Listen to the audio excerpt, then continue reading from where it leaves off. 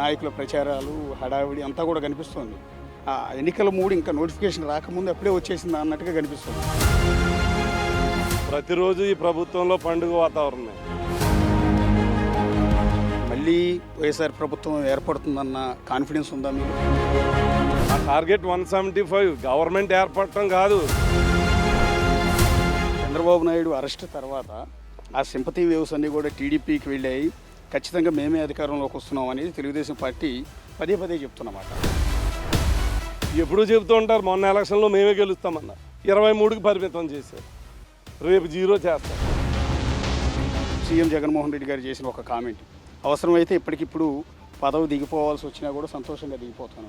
ప్రజలు ఆశీర్వదిస్తారని భావిస్తాం, ప్రజలు తిరస్కరిస్తే స్వాగతిస్తాం. మీ పార్టీలో మెజార్టీ నాయకులంతా కూడా ఆమె వైపు కాంగ్రెస్లోకి మళ్ళీ పాత కాంగ్రెస్లోకి వెళ్ళిపోతారు అన్న ప్రచారం జరుగుతుంది. ఆమె ఎఫెక్ట్ ఏమైనా ఉంటుందా మీ మీద? ఇదే వివేకానంద రెడ్డి గారిని తీసుకెళ్ళి విజయమ్మ గారి మీద పోటీ పెట్టున్నారు కాంగ్రెస్ పార్టీ.